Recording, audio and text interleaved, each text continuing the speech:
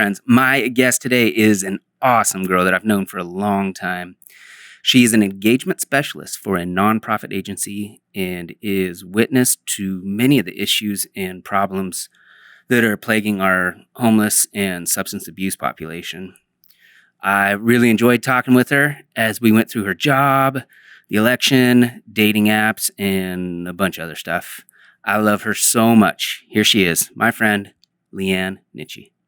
It's weird now because I have all these curtains in here. Mm-hmm. You know, when I started doing it, it was just wide open room. Mm-hmm. And then I got these to make it sound better because it just deadens the sound. Of course, yeah. But at first I only bought 4 of them. So it was just that corner and then this corner. And it looked all janky because there were gaps everywhere. They're very nice, luscious curtains. They're not bad, right? Very soft. Yeah. Could probably lay these down and make love on them.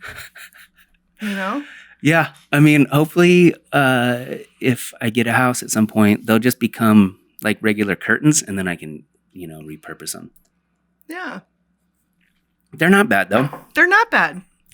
It was difficult trying to figure out which color to get because they had like 8 different colors. Burgundy. Where'd you find these at? Amazon. My favorite. Do you know when I got my tax money? I spent so much fucking money on Amazon. And I don't even know on what, really. I know I got a bookshelf. I got a record player, too, that I broke. But I would just get shit-faced and then buy shit online. And then it would show up and be like, oh, yeah, I did do this. How did you break your record player? Okay. I need your help on this, too. So I get it out of the box. I'm trying to assemble it, put it together, and I took the needle off. The needle broke. Yeah, that's not good. Because you're supposed to just pull it forward or something. And maybe I was a little too harsh and it completely came off. You shouldn't have to do anything to it, though. Why did they ship it to you that way? You should just be able to set it up and play it. Maybe I'm just stupid. Which I am. I don't know technology shit. But I got speakers and everything because I was like, I'm going to get shit for myself, I'm going to buy records and get a sick-ass system. And all of this and everything that I bought, I can't fucking work. I don't know. Do you have records? Uh-huh. What do you got? A few. Yeah? Yeah. Not a lot. I have like 7. 7? I have a bunch of records out here, but I don't have a record player anymore. Well, you should come by and fix my record player. Yeah, that sucks. I spent like $250 on it. You never used it once? Mm-mm. Oh. No, and then I got it working, but it was really quiet. I couldn't figure out the sound. Did you try to send it back to him? No. No? No, I don't have patience for that. It's in the box. It's in my closet. Yeah. It's whatever. It's there. Yeah, vinyl's cool. I like it because it reminds me of I like when I get it out. It makes me think of like being in the 70s. Yeah. Well, duh. Yeah. Yeah. It's a lost thing, but it's coming back. It is. Which I appreciate. I got Layla actually a little tiny record player, and I bought her Billie Eilish album, and she would really dig that. It's good to get the kids, there's other ways to listen to music other than YouTube or, Spotify and shit. And I got Landon an actual radio, just a stupid little boom box. Yeah. But, well, yeah, that's what's cool about, I just went to Target today, and they have vinyl in Target. Mm-hmm. And it's like Taylor Swift's new album, and, all this stuff. It's like $35. Yeah. What the fuck? That's expensive, but yeah. No, I know. Yeah, it's coming back. And so Layla ended up actually tacking that album to her wall. And I'm like, you're supposed to listen to it. I get it. It looks cute, but I'm like, you're supposed to listen to it. Yeah, no, it doesn't go on your wall. That's what my son wants to do. He wants me to get him an album for his birthday so we can frame it and hang it on his wall. Mm-hmm. And I'm like, that's cool, but then we have to buy another one that you can actually listen to. Mm-hmm. Yeah. Which album does he want? He wants to get Elliott Smith. Does he play music? Yeah. Oh. Yeah. No, he started learning guitar about a year ago, and he sings really well too. So. Really? Yeah, he's getting into it, and the goal is to get a piano and also get a drum set. Yeah. Because I haven't had a real drum set in probably since 11th Street. Wow. I have a keyboard you can have. Really? Mm-hmm. You don't want it? No. It's ginormous. And it was Layla's grandpa's. Mm-hmm. He gave it to her, but it's just sitting under my bed, not being used. Why does anybody play it? I don't know. She was for a bit. She was teaching herself some stuff. I think it needs batteries. Yeah. Probably. Again, these are the things that I don't know. That's why it's just sitting in my room. What's cool now is there's so many apps that will teach you how to play. Mm-hmm. Yeah, I busted out when I first got that thing. No, it was a different one that I got for Layla. I sat there and YouTubed how to play the Game of Thrones theme song. You know? And you learned it? I did for a minute, yeah. And I was like, wait, pause. And then I'd go over, wait, pause. And I was like, guys, I got it. And I got like maybe the first do, like, you know. Mm-hmm. But I was so stoked. I was like, yes. Yeah. Yeah. Yeah, we used to have this one. It's like this shitty Radio Shack version that had the keys that would light up. They would turn pink. Sick. So you could press some button and it would teach you how to play like Beethoven or whatever. And each key would light up as it played, so you could learn how to play it that way. Yeah, it's super cool. We need to get our kids to hang out. Yeah. I think that Layla and Elliot would probably be really good friends. Yeah. They could make some songs together. Mm-hmm. It's a band. Yeah, right? That would be really cute. She likes to sing, but she doesn't. Yeah. I think she gets embarrassed. But she was in choir and all sorts of stuff. Mm-hmm. Yeah. Yeah. What is your opinion on like how the school is introducing these types of things to kids these days? What do you mean? Like, what is at the school that your kids go to? Do they have like a decent arts program? They do. Or, yeah. Yeah, it's the David Douglas district. Apparently, they have like their orchestra is like world class. They go and travel all over the world. It's super, like, whatever. So that one, yeah, I don't. As far as the art stuff, I don't know, but I know their musical stuff is good. Yeah. But Layla could never get into art. Yeah. But I think going into high school, she'll have more options because that's what she really wanted to do. So this middle school, they're only offered choir, band, or orchestra and theater. There's no like real, you know, like photography. Yeah. And stuff that we got to do. Mm-hmm. Or, you know, ceramics. Yeah. Or just any general art class. Mm-hmm. So hopefully in high school, she'll have more. If she ever goes back to school. Yeah, that's a thing right now. I'm really pissed off about it. Yeah. Yeah, a lot of people are. I don't know what they're going to do. And like I said, I don't know how I'm going to be in two places at two times. Yeah, we were talking about that earlier. Mm-hmm. I'm fortunate that I still have a job, and I'm fortunate that I get to go to work every day. Yeah.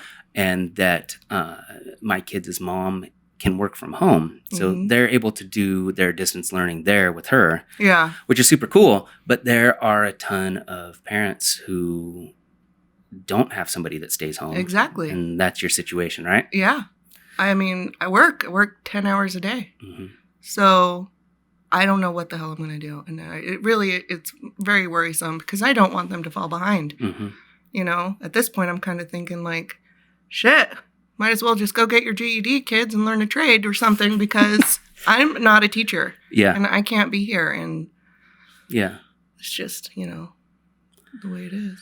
Yeah, I know that everybody's trying to do the best that they can, and they're all trying to figure it out as it happens. Mm-hmm. But it's hard to understand where we're going to be in another year. Exactly. If this continues to go on, you know, for the entire year. And it will.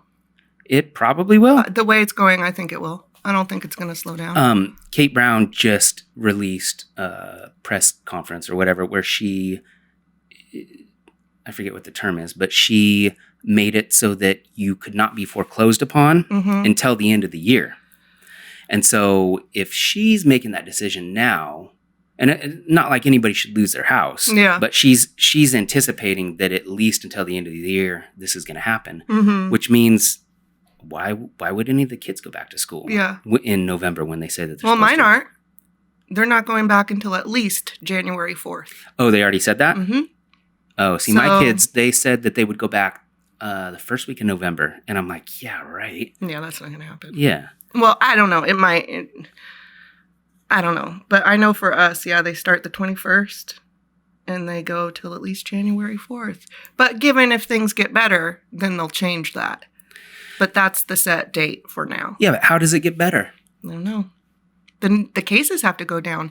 And it's just like my work. I'm in a temporary position right now because this is a COVID shelter. So not for people that are positive, but for people that are at risk. So the county and us have a contract that this will keep going. We have 9 to 12 months, depending on what happens. So if the cases get higher, then we'll have it longer. If they get lower or it's, gets better somehow, then... What's the number that they set the threshold at, though? I don't know. It's all... I don't know. Yeah, it's frustrating because I don't have the answers, but it seems like when this first went down in March, everybody was super scared and they thought it was the real deal, which was cool. Yeah. Everybody kind of bunkered down and made sure that they were going to be safe. But then as time went on, it was kind of discovered that maybe it wasn't as big a deal as we thought it was, and it was only affecting people that were seriously compromised. Right. And so the most disappointing part for anyone involved is that no one's allowed, like there are state mandates. No one's allowed to return to the position we were in before, regardless of what your health status is. And there's no defined end. Yeah. It's just ongoing. It's just like the new normal. Yeah. And I've been skeptical about it. I'm kind of just like, what it is. I'm not going to freak out over this. I'm not. Yeah. I do what I do. I wear my mask. I wash my hands. I make sure that everything's safe and sanitary, but I'm not freaking out about it. Yeah. Because you can't, because if you fall into that, checking the news 20 times a day, shit like that, then it gets to you. Yeah. And it's too much. So I'm like, if I get sick, I get sick. I'll go to the hospital. Fine. Yeah. Yeah, that's the other thing we were talking about earlier is I think, and I've talked about this with many people, I think there are going to be more significant mental issues from people being worried about things or losing their job or not being able to pay their bills. Like there's going to be significant mental health issues. Yeah, and there already is. Yeah. And I mean, I see it like Layla with the kids. They're sad. Yeah. It's not, it's not, I don't know. It's hard and it's worrisome. Yeah. Yeah. And there's no end in sight. No, and especially, we have cold and flu season coming up. Everyone is still going to get colds, right? And they're still going to get the flu. And they're going to automatically go to that place. Oh my God, I have corona. Because, that's what we have to think about. You know how many the hospitals are going to get overflowed with people? Yeah. It's going to be a shit show. Well, that's the other thing is like, do you feel at some point that you had it? Yes. Yeah? Yes. And Layla. Yeah? Yeah. But in what month? Last year, like last winter. Yeah? Yeah. Yeah. And Layla has asthma and she gets sick. And when she gets sick, it's usually like, she'll get the flu will trigger her asthma or a cold. And she got sick. But this time was weird because she just slept for like 3 days. And she coughed, but it wasn't the same kind of cough she would normally get. Does that make sense? So you felt like it was the flu, but you were kind of... It was different. You felt like it was different. Yeah. And then a couple months later, it all hit the news, and I was like, I wonder. Yeah. I mean, she got a really high fever, and she just slept. Yeah. For like 3 days. And she was out of school for a whole week. Yeah. Because I couldn't get her to wake up. She was just sleeping it off. Yeah. Yeah, it was weird. But yeah, I've felt like I've had it. But it's like, it's like that. I don't know. No, it's a weird thing. Like anytime, I have to wear a mask at work. I have to wear a mask when I go to the grocery store. Yep. All over the place now. And anytime I cough into the mask or sneeze or something, I'm always like, everybody thinks I have the disease. You got right? the Rona. Yeah. Yeah. Landon got a little cold last week and his nose was stuffy and he was saying that he had a headache and he slept. So I was like, oh shit, is this really happening? Yeah. And he got a little fever, but not really. Yeah. But yeah, he doesn't sleep. He doesn't take naps.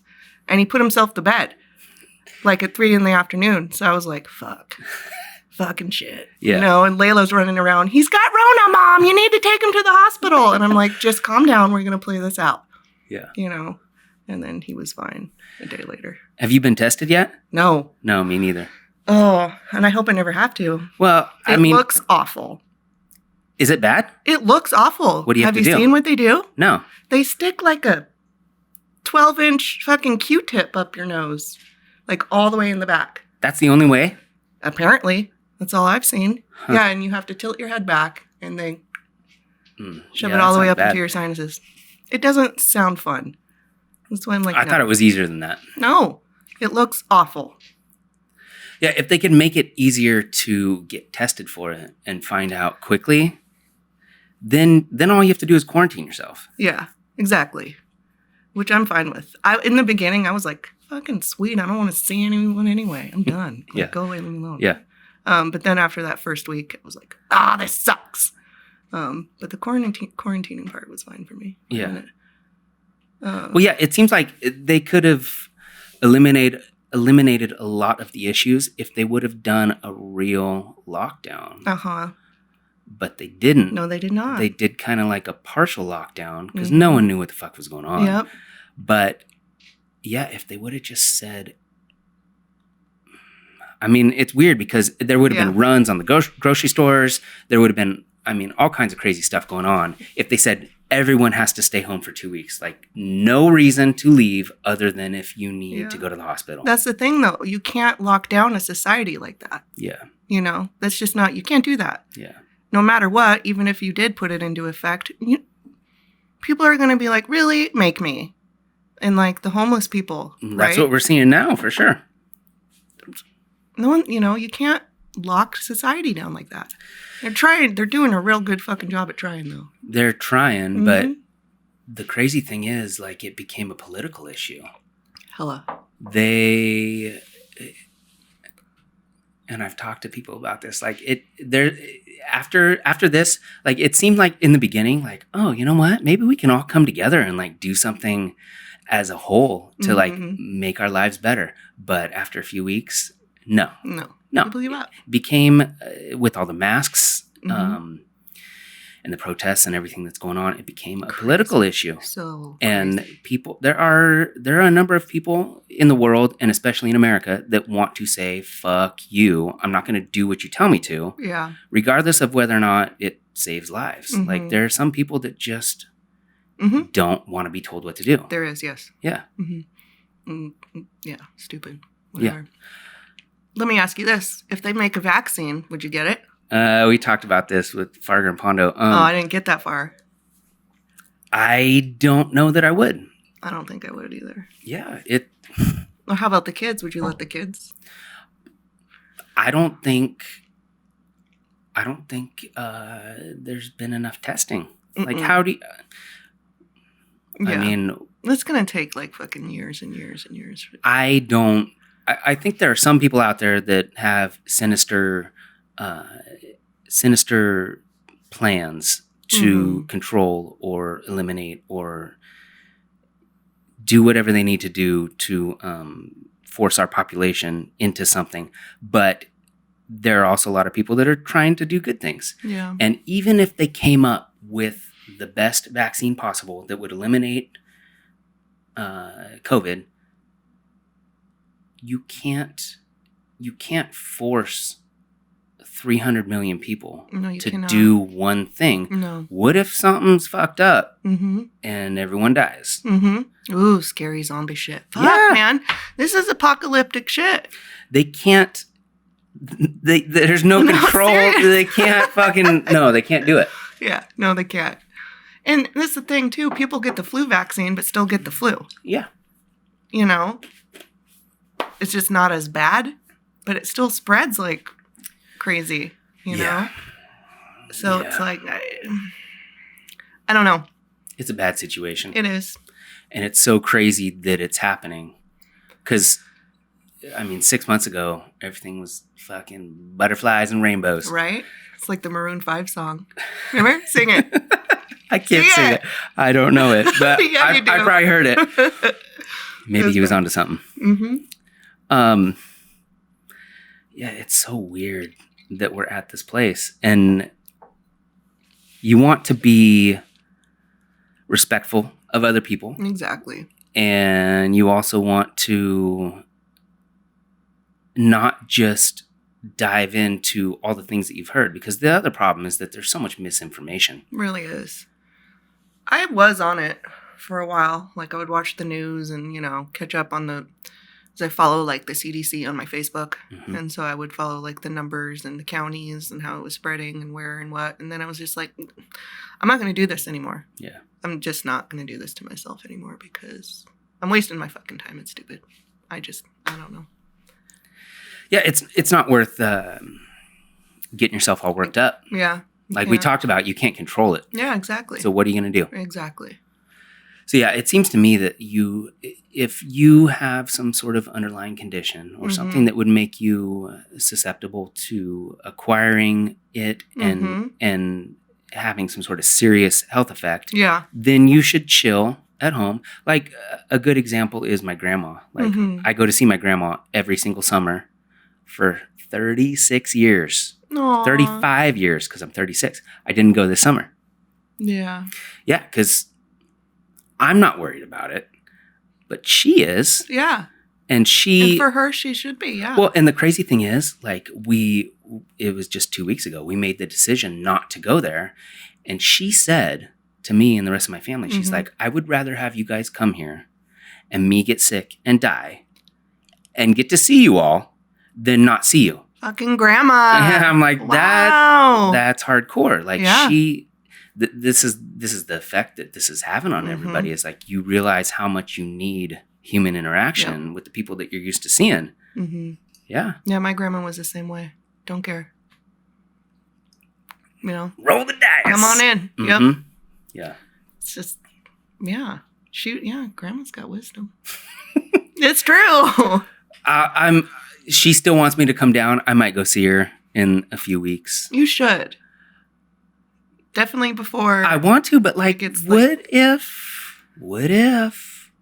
You can't do that. See, it sucks though. What if I go down and see her and then she dies a month later? What if you don't and she dies a month later? Yeah, exactly. I mean, it's up to her, but you never know. And here's the thing: if it's like, I don't know, if it's like a spiritual, religious thing or whatever, but I used to be really afraid of death and of dying and of getting sick, and I would stress out, especially after the kids were first born.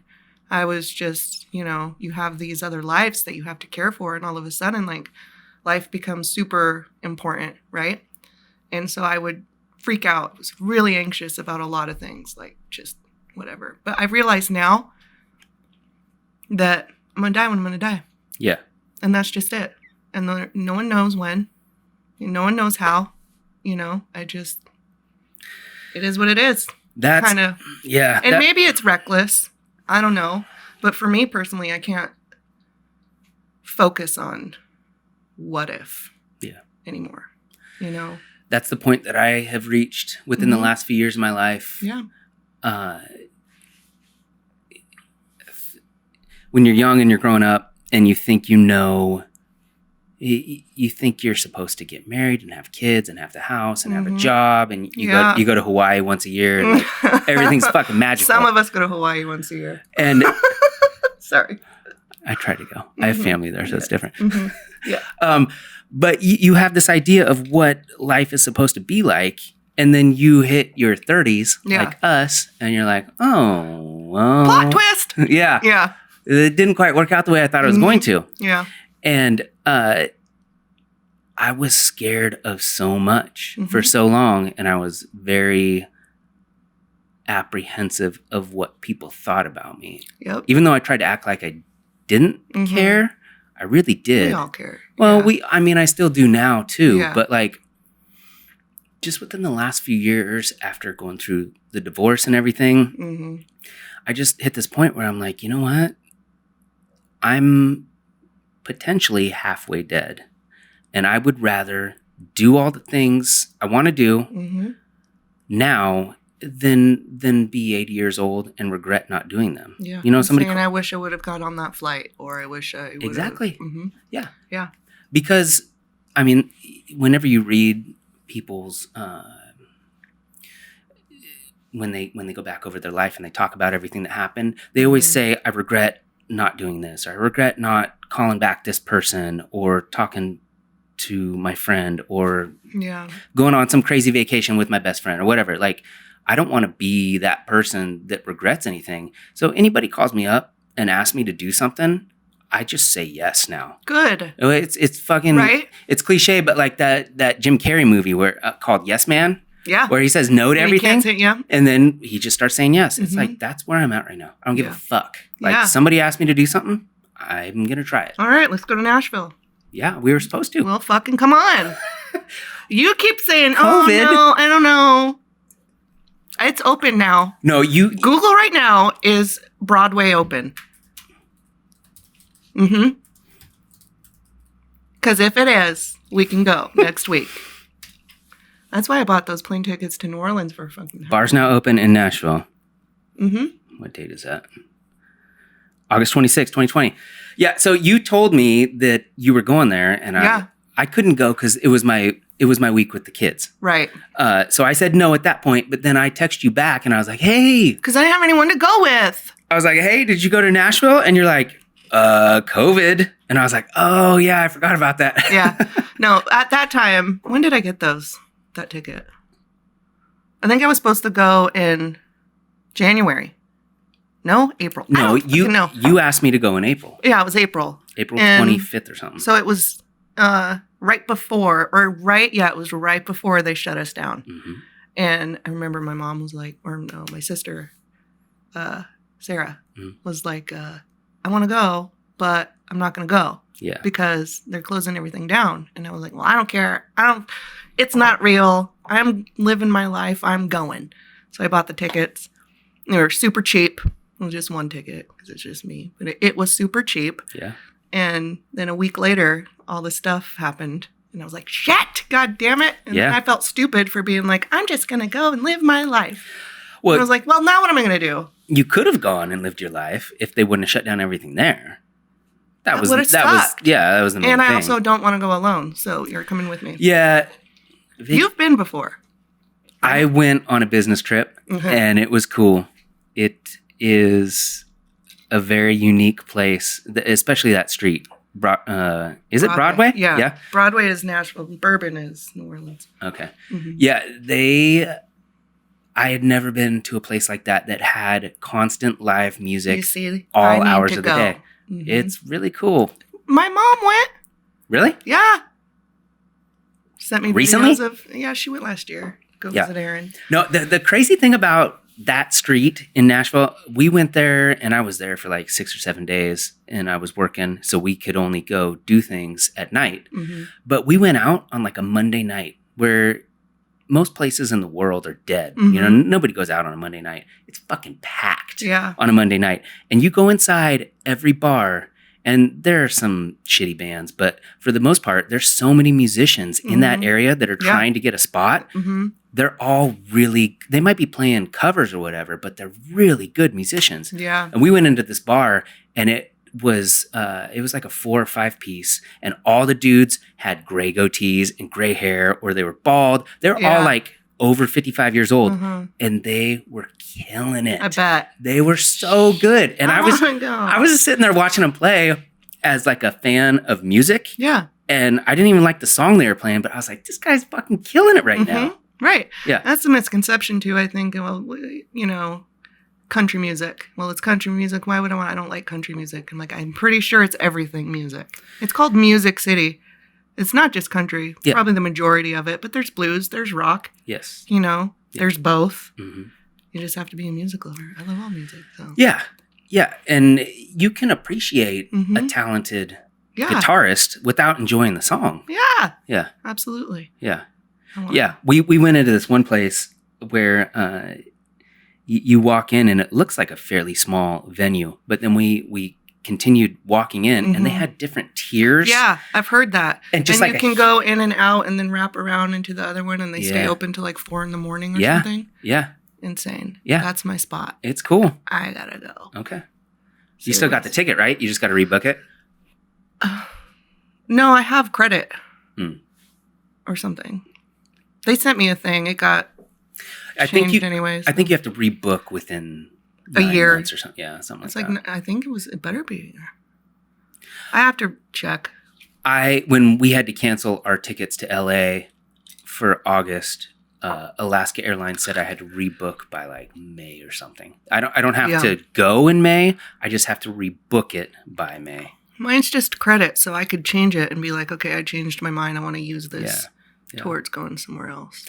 Well, it was only like $137. That's the cool thing about. I mean, if you can take any positive from what's going on right now, like you can fly so cheap anywhere. Like you could go to Vegas right now for $80. Yeah. You just can't do anything when you get there.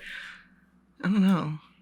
I've never been to Vegas. I don't want to go to Vegas. But yeah, I bought 3 plane tickets to New Orleans for $650. You bought 3? Mm-hmm. You got 2 other people? Mm-hmm. Yeah? Mm-hmm. Cool. I don't know if we're actually going to go though. Yeah. When is that? October. For 30th. Halloween, you said, right? For Halloween.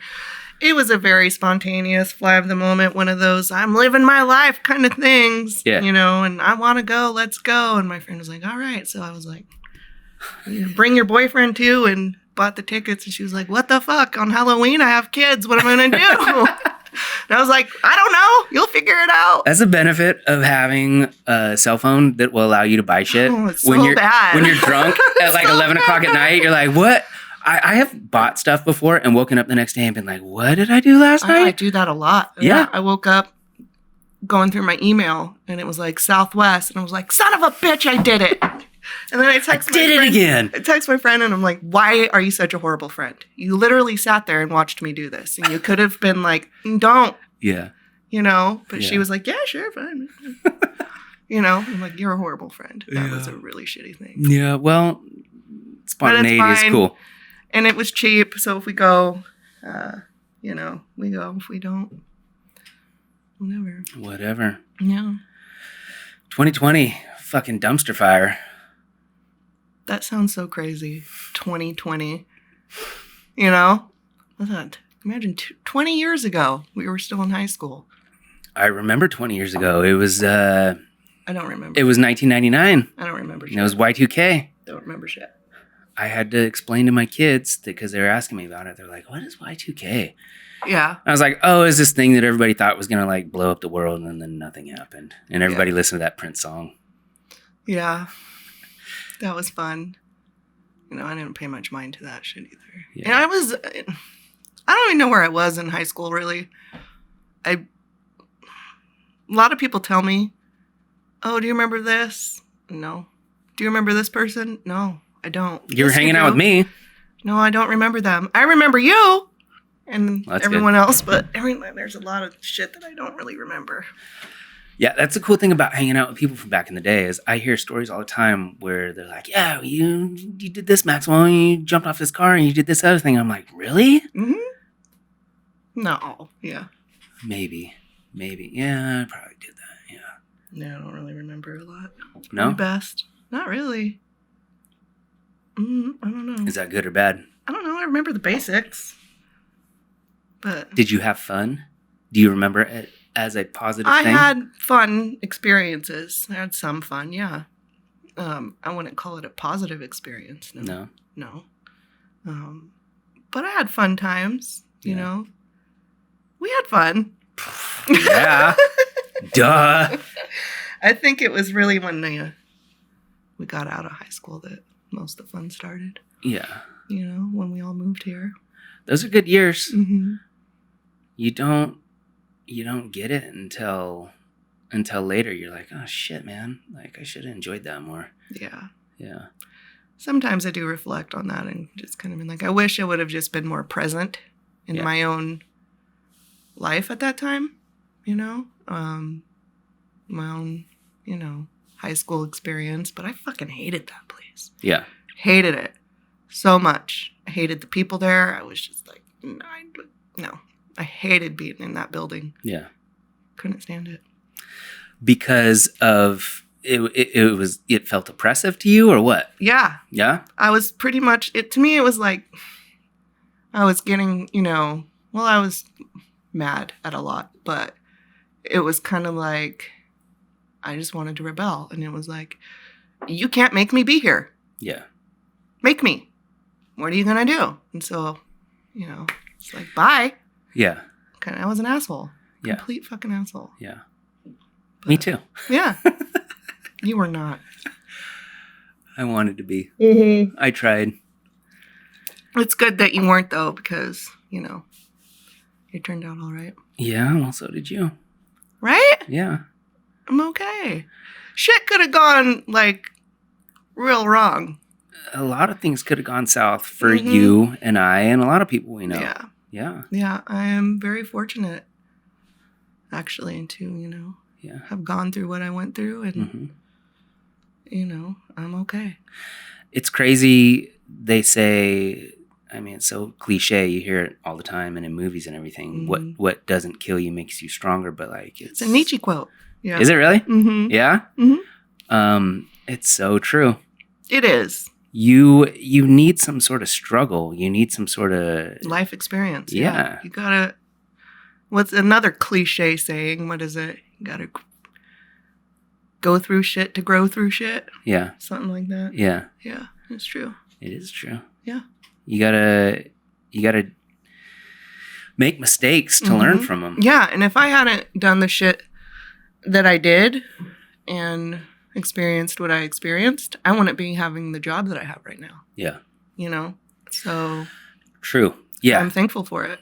That makes you an expert on some of the things that those people are going through, right? I wouldn't say an expert, but I think it's something that I think I was also meant to do. Does that make sense? I don't know what it is. I've always just had a natural kind of thing for helping people, you know, probably from watching my mom for so many years as well. Yeah. But, she took me through DUI diversion. As well as some other people I know. Yeah. Yeah. Yeah, and she's very good at what she does. And same with her. Had she not gone through the shit that she went through, she wouldn't, you know, have the awesome job that she does now. She's still doing that? Yeah. Yeah. Yeah. And so do you want to elaborate on what you do, or? Yeah, we can. So I guess my technical job title is I'm an engagement specialist at a shelter for a nonprofit agency.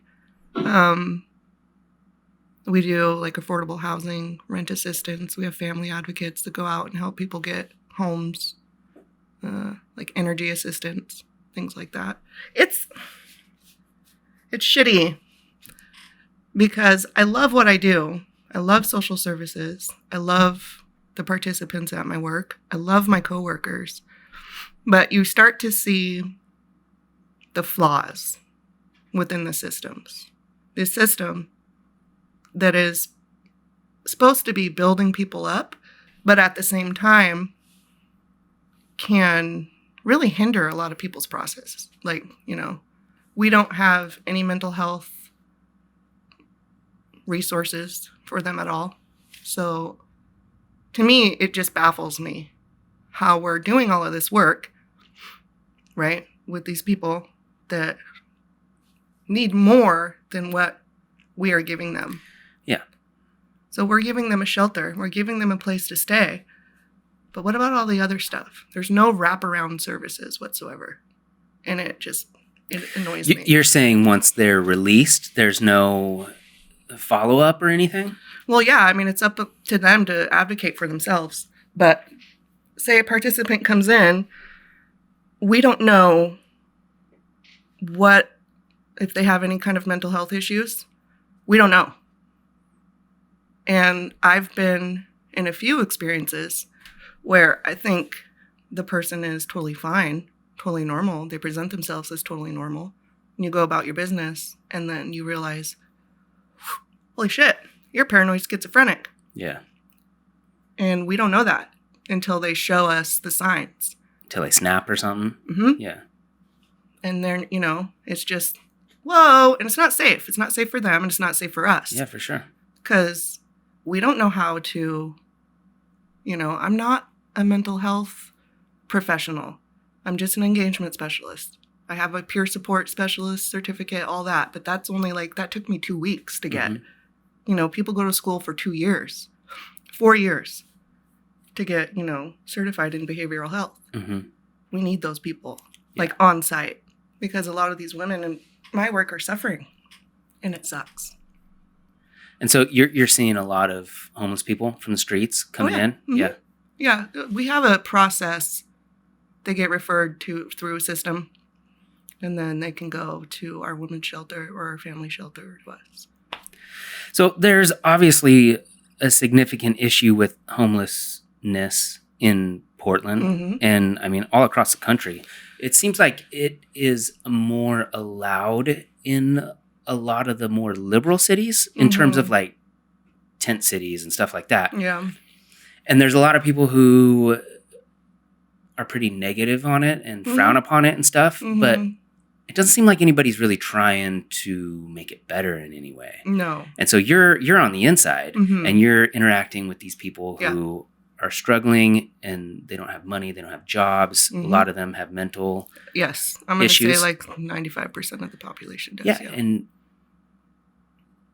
do you have an answer? Like if you had all the money in the world and you could figure it out, do you have any idea what we should do? No. Exactly. That's the thing. I don't know if there is an answer. I do know there needs to be more focus. And people can say, well, people are houseless for a reason, or they're houseless for they lost their job, things like that, unfortunate circumstances. All true. But I think observing from my job and from living in Portland this long, the majority of these people are addicts. That's the simple truth. And that could piss a lot of people off, but that's my truth. That's what I see. That's who I deal with. And there's no help for them. So I think if there was more, help trying to get people sober instead of getting them housed first, because it's a cycle. It really is.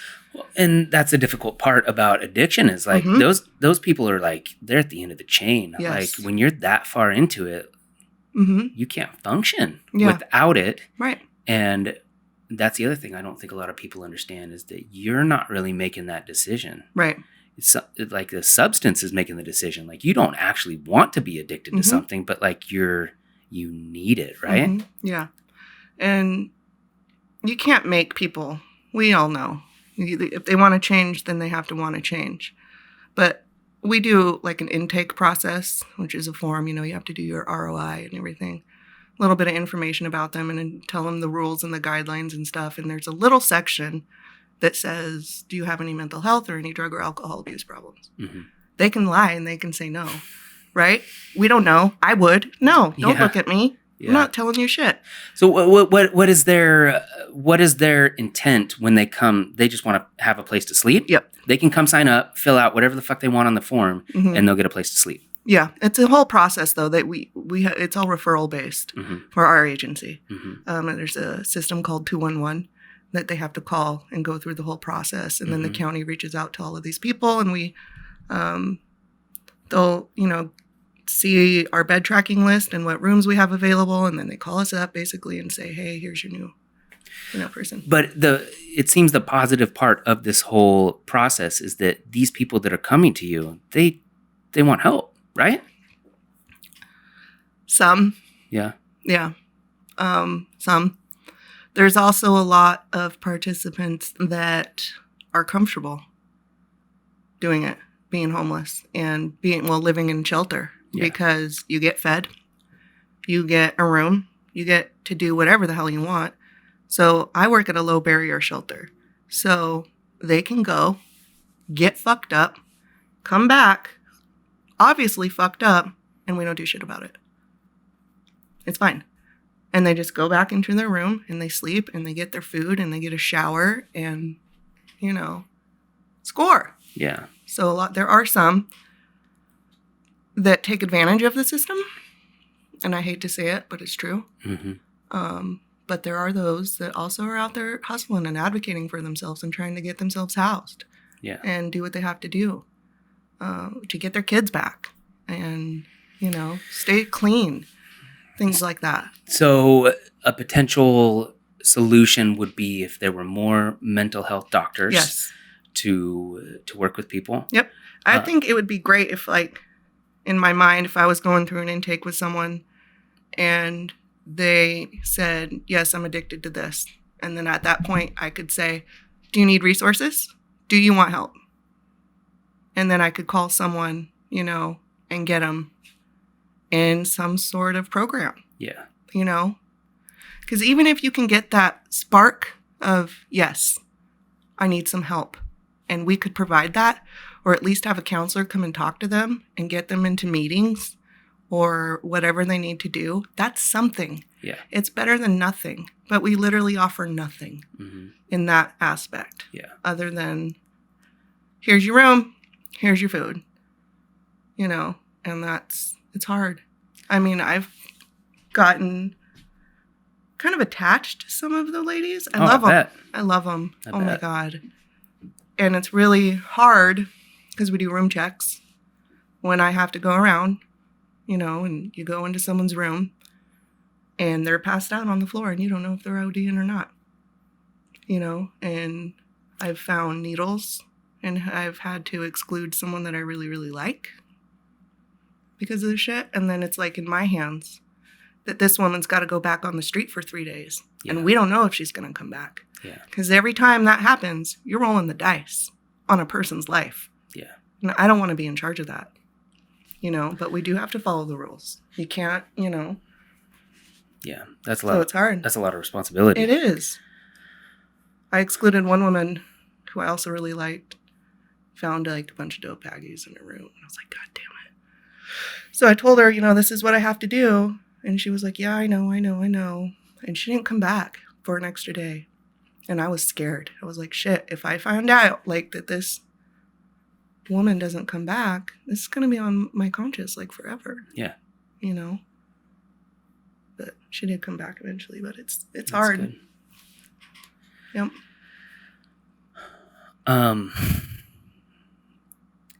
Yeah, and I mean, I don't know a lot about mental illness, but it seems like there's a lot of people that you might not be able to do anything for. Oh yeah, there is. I've called we have an elderly woman who calls all the time.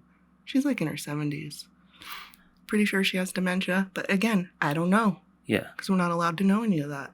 And she'll call the office repeatedly and say there's people in her walls and in the cracks and scary stuff. Yeah. It's scary. And I'm like, what can I do? There's nothing I can do except for talk to her. Yeah. So you're on the receiving phone call end. So if people just call in with concerns or whatever, you're the one that picks up the phone. Yeah. Participant. Yeah, they can call the lobby. It's like I work in a hotel. Yeah. So they can call the lobby and we'll answer it. And if they're having an episode, then we just kind of have to really talk them down. Mm-hmm. That's all we can do is just talk to them. Yeah. But it's a lot of time, I don't know how to tell you. I don't know how to tell a 70-year-old woman that what she's hearing is not true. Yeah. That there is no little boy outside her window. Things like that. This is shit for professionals. Yeah. And Why this woman's in a shelter and not in an assisted living facility, I don't know. Well, yeah, they don't have access to professionals, right? No. You're No. the default professional. Yeah. And I have a list of like resources. So like, we have, we can call and reach out to people and to places, but that's it. You're kind of almost like a 911 dispatcher. Oh, yeah, a little bit. Yeah. We call 911 all the time. So. Yeah. Well, I mean, like, people call you as though they're calling 911, right? Yeah. Sometimes. Yeah, that's intense because you don't ever know what's going to happen when you go to work. Yeah, it's strange. There's one, I never know. That's why I kind of love it, though, because it keeps me busy. Yeah. It's not meaningless. I'm not pushing carts at Safeway. Yeah. What's wrong with that? Stealing beer and shit. That is a noble profession, actually. I did that, remember? That was fun. Me too. Stealing beer from stuff. It has a purpose. Yeah. And I go home completely mentally exhausted. Oh, yeah. It gets really fucking heavy. Yeah.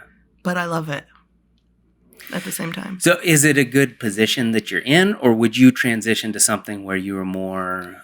I would maybe move up the ladder a bit, more managerial. But that's heavy stuff too. You got to deal with the county, and the county are pricks. Oh, yeah? Yeah. Multnomah? Yeah. So our contract, before we signed the contract with them, they had run of the shelter of the motel. And they were, and this is, I think, partly what's wrong with this city. They were giving the women rigs. Rigs? So it's a pack of needles, a cap, a swab, and a band. It's called harm reduction kits. Everything you need so you can go shoot up without using a dirty needle. Yeah. Because they call it harm reduction. So that way they can continue to use, not get sick and OD. Okay. Right? And they're using clean needles. So every room had those kits. Like a fucking mint on your pillow. And they were bringing them their food to their door, doing all of their laundry for them. They had someone going around and picking up all of their laundry and doing it for them. And we had to go in there and go, no, give me the kits. We took so many kits out of their rooms. That doesn't make any sense. It's like they're not interacting with you. They're doing whatever they want, and you guys have to clean up the mess. Yeah, well, when we went in there, because our, contract started. So we went in there and had our own set of rules and guidelines, and the women were pissed. And they were scared because they're like, who are these people coming in here, giving us all these rules, taking our shit away, not doing our laundry for us anymore, not bringing us our food to our rooms? Who the fuck are you guys? It's like, well, now we're here. So.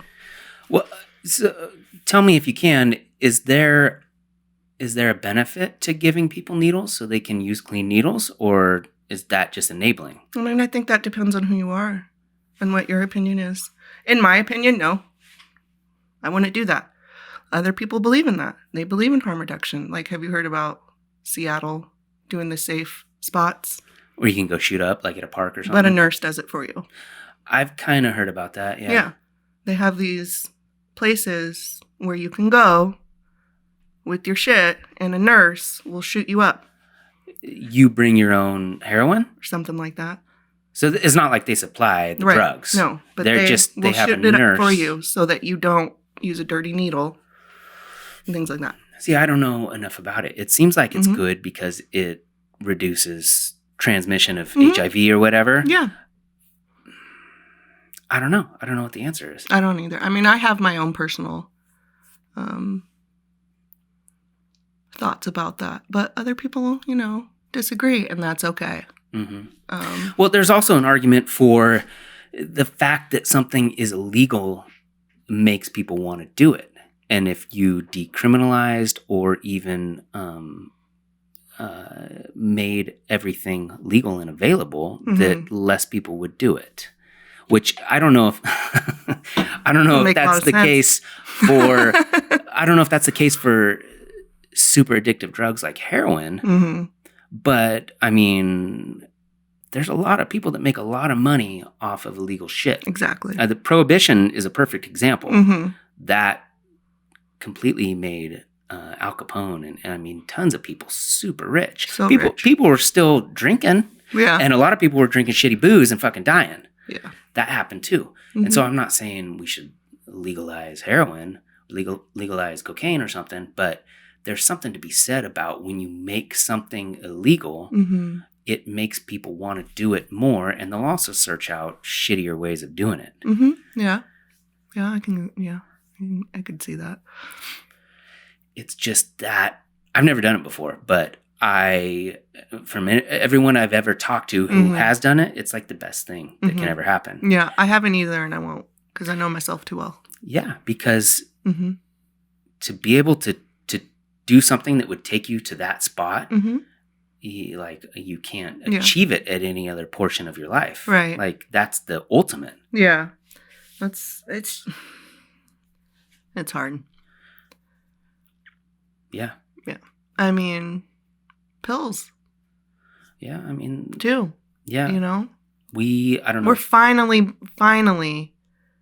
I think, barricading down on that. Well, that's the issue with OxyContin, right? Uh-huh. Is people were... You can't get shit that easy anymore. People were getting tons of pills mm-hmm. and getting hooked on those, and mm-hmm. then if they couldn't get pills anymore, they'd start doing heroin. Exactly. Yeah, that's exactly what happened. Yeah. Mm-hmm. Yeah. Yeah, and I mean, the pharmaceutical companies made a ton of money. They make so much money. Yeah. Big pharma. Yeah, there's so much money in that. Yeah, so in the meantime, we've got people all over on the streets that are mentally ill or mm-hmm. addicted to drugs. Yeah. And the people that are upset are disappointed because you see all these tents all over the place, and then there's fucking dirty needles. Like when my job was at a different spot in Portland, over in Southeast Portland, I used to walk around and smoke cigarettes, and there was this spot just like on a normal corner underneath mm-hmm. a tree where I'd see needles all the time. Uh-huh, like, 100%. Yeah, stacks of them and stuff. Mm-hmm. And so there's obviously an issue that we need to address, but it doesn't seem like anybody can really make a dent in it. I think it's out of control. And again, and there is no answer. I don't think it's going to get better, because I think it would have by now. Mm-hmm. I don't think it's going to get better. Mm-hmm. That's why I want to get the fuck out of Portland. No, it's true, though. Me too. I feel a lot of empathy for the situation. I really fucking do. Like, it hurts. But at the same time, I have to defend the fact that my kids are walking down the street and seeing somebody on a corner shooting up in the middle of the day. That's not okay. Remember when we used to be scared to even smoke a joint in the park in a corner? Yeah. You know? Now it's like, it's illegal. Yeah. That's illegal shit. But nothing, I mean, you call the cops, they're not going to do nothing. They don't do shit. Yeah. You know? They won't. So it's like, that's, you know, what? There's no answer. There really isn't. And it's very frustrating. Seems like somebody could figure it out, but I don't know why they haven't. They'd have to take it. In my mind, it seems like if you were Bezos or some fucking extremely wealthy person, Bill Gates or whatever, like, maybe this is stupid and anybody listening is like, you're a fucking idiot, but it seems like you would just build a huge building mm-hmm.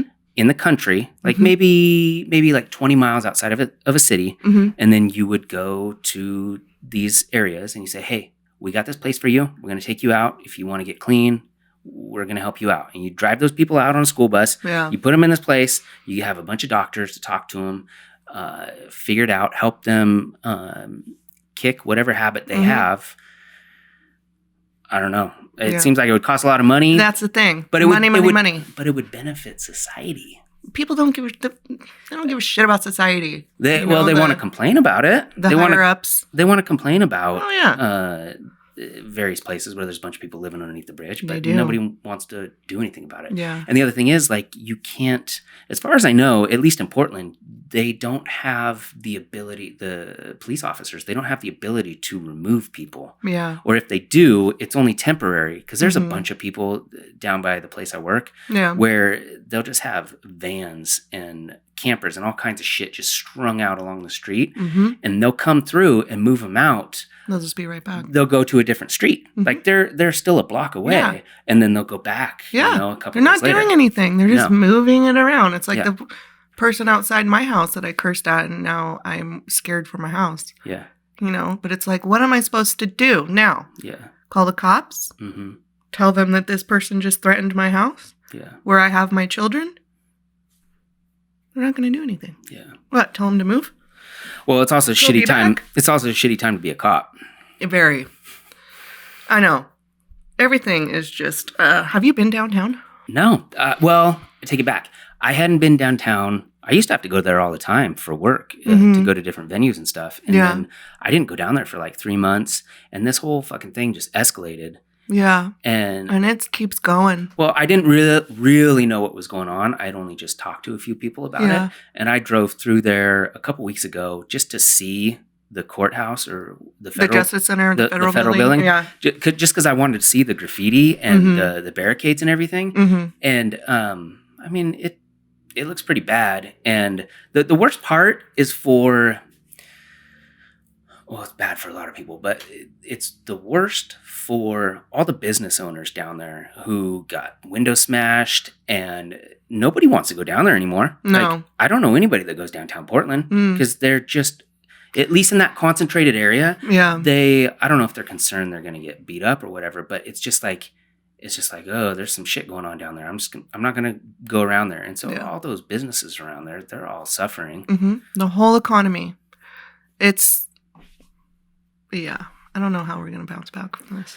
Portland's not looking good. It's not. And you remember when it was like, yeah, Portland is the place to be. Yeah. And we were so stoked to get the fuck out of the Dalles and be here and free and strip clubs and things that, you know, we could do. Now it's like, I ain't going to the fucking, no, I don't want to get shot. Yeah. Shit, you know. Things like that. Like, where's the, you know, what's the one? Can't remember. Seedy strip club. Downtown? No. In Southeast. Dream On? Yeah. I would not step a fucking foot in that place now. You know? We shouldn't have stepped a foot in there back in the day. No, we should not. No, that place is gross. But could you imagine how worse? Well, that's not even downtown. No. That's fucking Rockwood, where I used to work. It's like fucking Rockwood. Yeah. Oh my God. But there's a benefit to progressive ideology and liberal ideas, but sometimes you can go too far.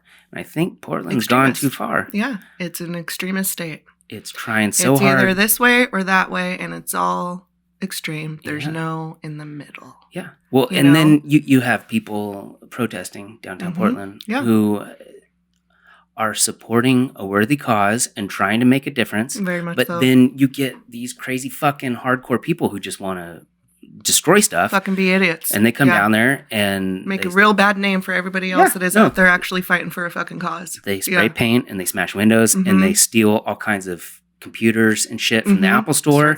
Start fires. And then you get these hardcore right-wing people who come in and they're like, this is Trump's America, and we're gonna protect it, and then it just devolves into like this crazy thing, and everybody's like, "What the fuck is going on?" Yeah, that's why I stay away, because I can't. You know, I can't get myself too involved, or I'll end up an extremist and be like, "Fuck you guys," you know. Yeah. I think.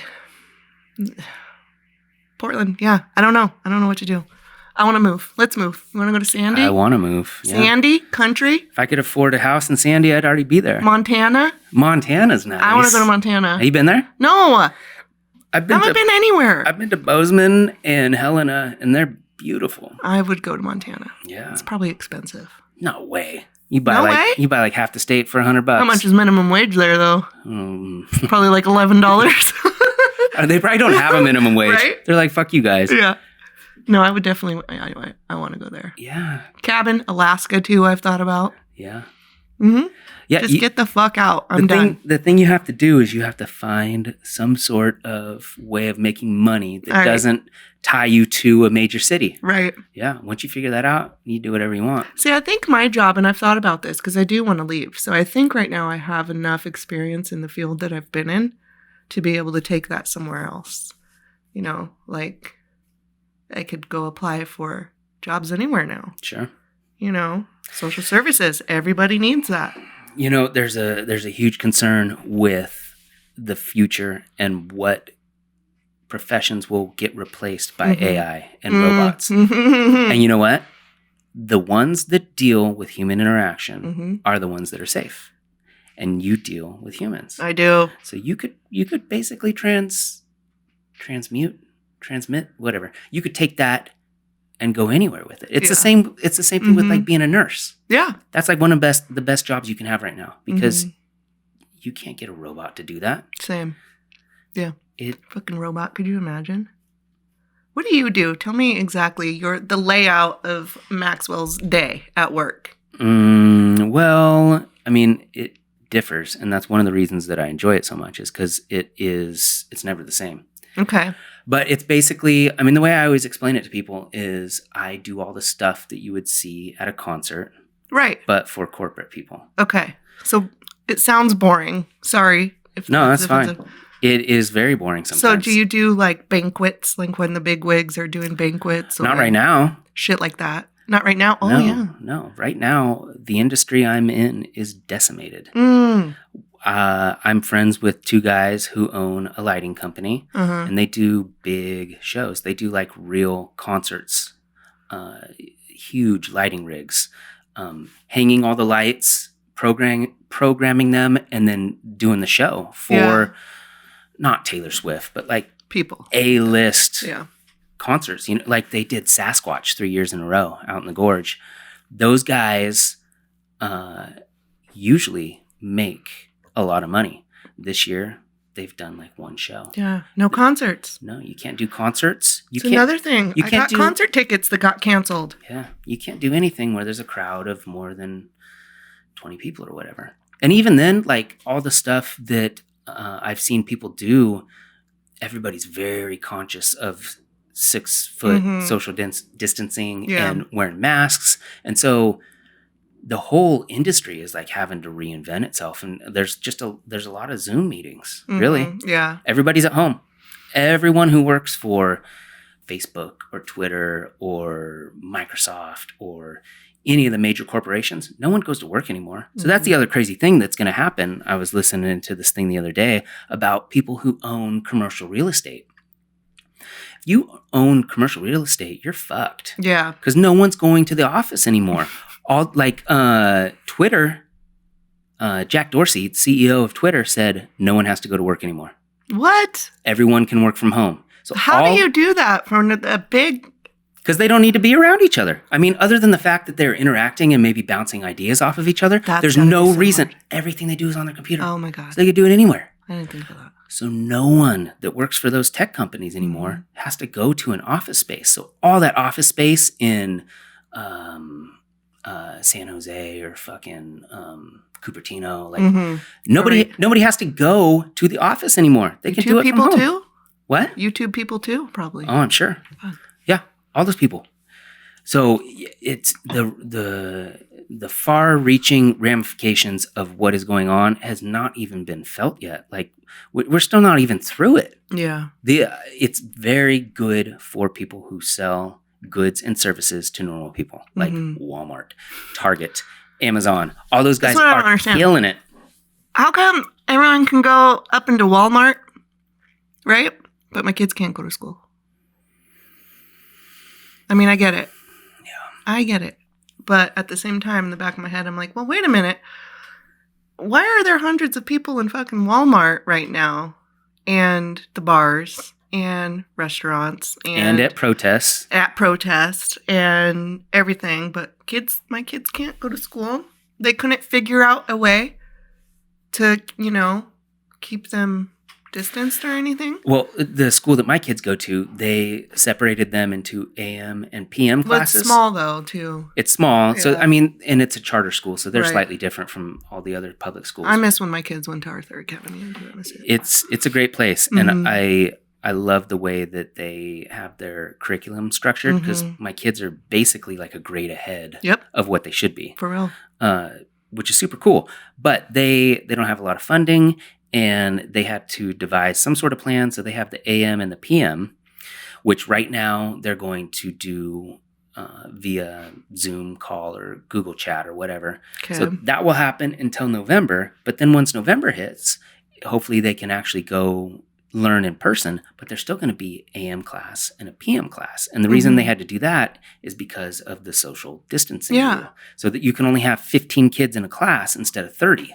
Perfect. So PM meaning like 3 p.m. I think it's like noon to 3. Noon to 3. Yeah. It's a start, Yeah, it's not a full day. Something. Yeah. Well, I'm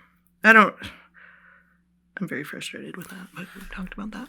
Yeah. No, it's going to be a big deal. Like I said, my family's very lucky that we have it figured out, but there's a lot of people who they have to go to work and their kids, I don't know. You either have to take them to a daycare, which as far as I know, most daycares aren't open. Yep.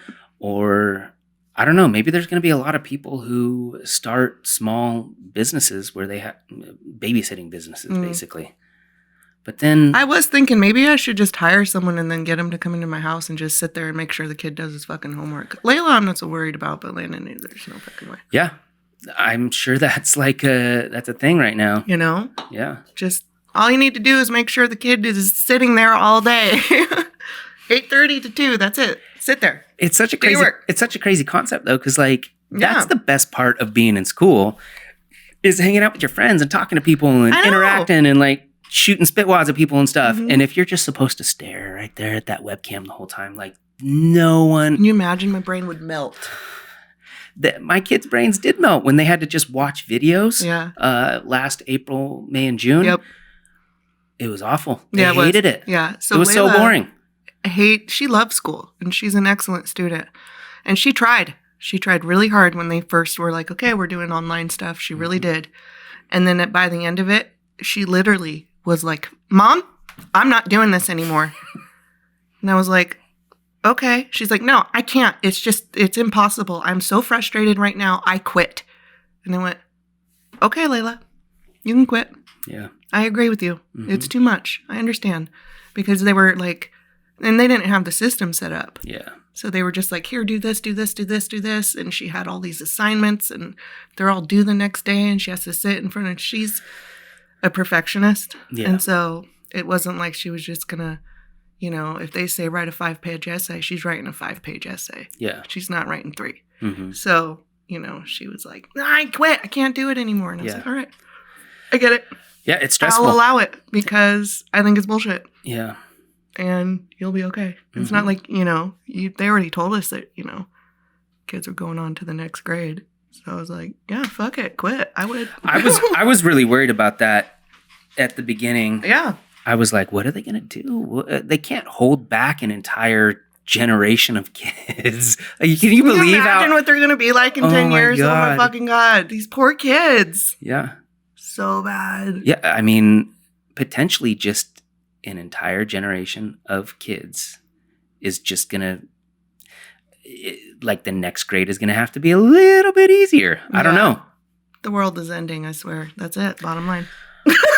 Well, we're rapidly approaching, this country at least. Oh, yeah. Well, that's the other crazy thing is I am excited and also terrified to see what happens in November because there's no in between. I'm so scared. It's going to be crazy. Either he's going to win and everyone on the left is going to lose their shit. Yep. Or he's going to lose and then he's going to refuse to leave. Lose their shit. Everyone on the right's going to lose their shit. And then that November to January, that 3-month period where he's still in office, but he knows he's supposed to leave. Can you imagine if he loses and he's just like, nope. Post office. Yeah, I don't imagine him conceding like gracefully. No, fuck no. Oh my God, I didn't think about that. No, it's going to be bad. I'm so scared now. It's going to be bad. Yeah. And the first election, whatever, I was like, he's not going to win. This is ridiculous. This is a shit show. This is a reality TV. I mean, he's not going to win. It's comical.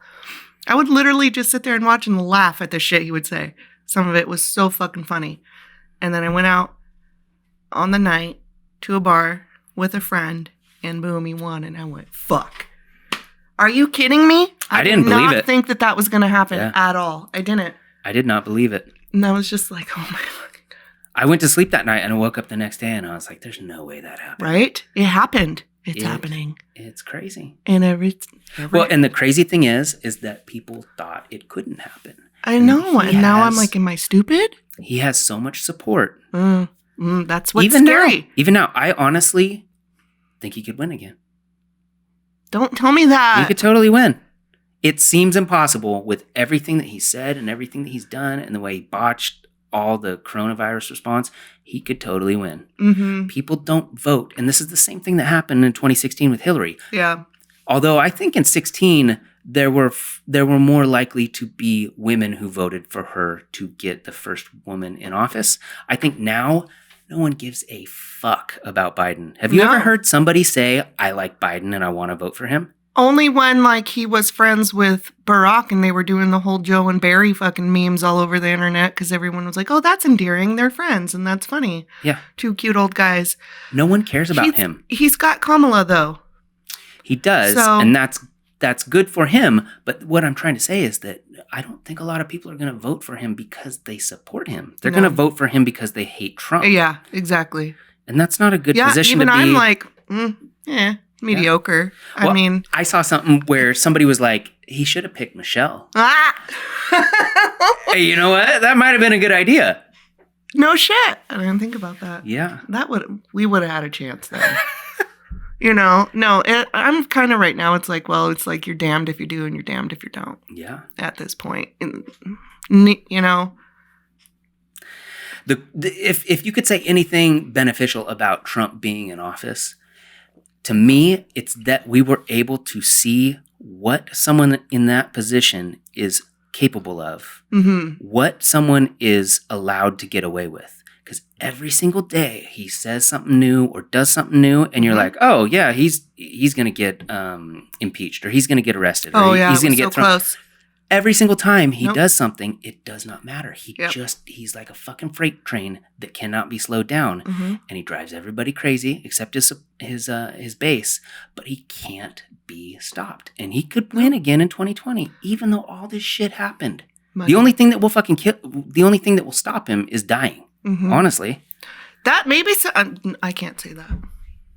Never mind. I know what you're gonna say. Money, though. I mean, Well, that's the thing. He's a con man. Fucking megalomaniac. He's a con man, and he's very, very good at it. Yeah. And he's conned everyone who supports him, and he's conned all the people that provide financial support for him. So gross. He's really good at it. Yeah. He's fucking gross. He's very gross, but he's got the brand, and he knows what he's doing, and he can say whatever he wants to. Yeah, he can. He does. He said that thing, I can't remember if it was before he got elected or after. I think it was when he was going against Hillary. He said he could shoot somebody in Times Square and kill them on the spot, and everyone would still, all his support base would still support him. And it's totally true.